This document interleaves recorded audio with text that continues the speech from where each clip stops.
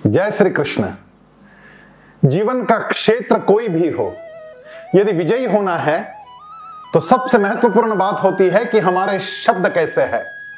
शब्दों में यह सामर्थ्य होता है आपको विजयी करने का और पराभूत करने का भी।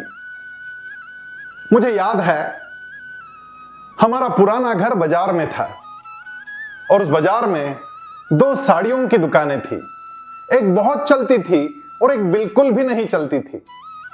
इसका एकमात्र कारण था, जो बिल्कुल भी नहीं चलती थी उसके मालिक के पास यदि कोई महिला ग्राहक जाती थी और साड़ी देखती थी और कहती थी कि मुझे थोड़ा कोई अलग रंग दिखाइए, तो बड़े कड़े शब्दों में कहते थे कि मैडम हमारे पास तो एक ही है ये कलर, आपको जचता है तो लीजिए, नहीं तो और किसी दुकान में चले जाइए। ग्राहक वहां से दूसरी दुकान में चले जाते थे, लेकिन जो दूसरी दुकान थी उस दूसरी दुकान का मालिक एक भी ग्राहक को लौटने नहीं देता था। यदि कोई महिला ग्राहक उसे कहती थी कि भाई साहब ये वाला हरा रंग मुझे पसंद नहीं आया, मुझे थोड़ा बॉटल ग्रीन दिखाइए, और बॉटल ग्रीन कलर की साड़ी यदि उसके पास ना हो तो बड़े प्रेम से कहते थे कि भाभी जी मैं आपको एक मोरपंखी ग्रीन की साड़ी दिखाता हूं, आप ये देखिए, आप पर बहुत जचेगी। और भी अनेक प्रकार के पर्याय वो सामने दे देता था और किसी भी ग्राहक को अपनी दुकान से बाहर नहीं निकलने देता था।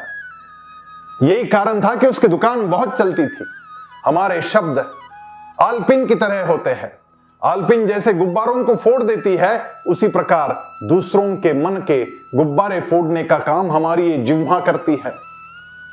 और आलपिन पन्नों को जोड़ भी देती है, वैसे कईयों के मन जोड़ने का काम भी हमारे शब्द करते हैं, ये जिह्वा करती है।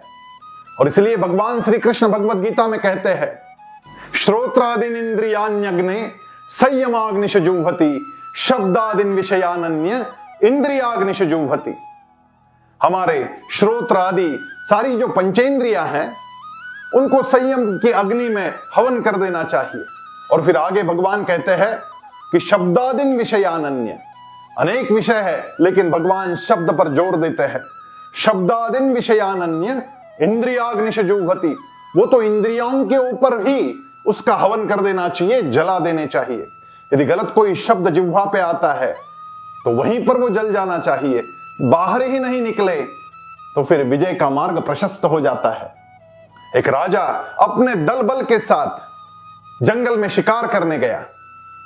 शाम के समय बहुत बड़ा तूफान आया और राजा की सारी सेना तितर बितर हो गई। सारे सैनिक राजा को ढूंढने में लग गए और राजा भी अपने लोगों को ढूंढने में लग गया। एक सैनिक था जो एक झोपड़ी के पास पहुंचा और झोपड़ी के अंदर जाके उसने देखा वहां पर एक नेत्रहीन आदमी कुछ काम कर रहा था।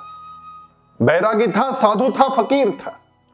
इस आदमी ने पूछा कि अंधे, क्या तुमने हमारे राजा को देखा? तो वो बैरागी बोला कि मैं तो अंधा हूं, मैं कैसे देख सकता हूं। सैनिक ने गाली दी और आगे निकल गया।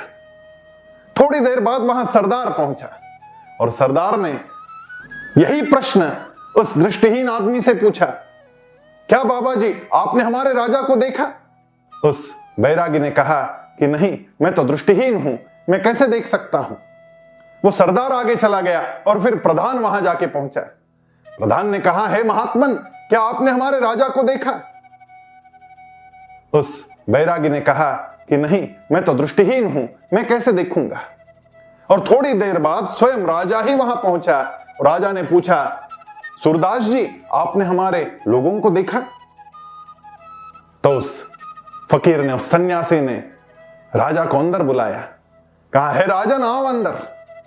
मैंने देखा तो नहीं, लेकिन हां तुम्हारा एक सैनिक यहां पर आकर गया, फिर सरदार भी आकर गया और फिर शायद प्रधान भी यहां आकर गया। जब आदमी दृष्टिहीन है तो उसे कैसे पता चला कि यह सैनिक है या प्रधान है या सरदार है? राजा को बड़ी उत्सुकता हुई। उसने पूछा तो इस बैरागी ने बताया कि शब्द ही व्यक्ति का परिचय कराते हैं। जो सैनिक आया था उसने मुझे अंधे कर कर पुकारा, जो सरदार आया था उसने मुझे बाबा जी कहकर पुकारा, प्रधान ने मुझे महात्मन करके पुकारा और आप स्वयं मुझे सूरदास जी करके पुकार रहे हो। शब्दों से आदमी की पहचान हो जाती है। शब्द बड़े महत्वपूर्ण होते हैं और इसीलिए हमारे शब्दों पर हमारा नियंत्रण हो। भगवत गीता यही सिखाती है, जिसका अपने शब्दों पर नियंत्रण आया वही आदमी विजयी होता है। आइए इस विजय के मार्ग पर चलते हैं। जय श्री कृष्ण।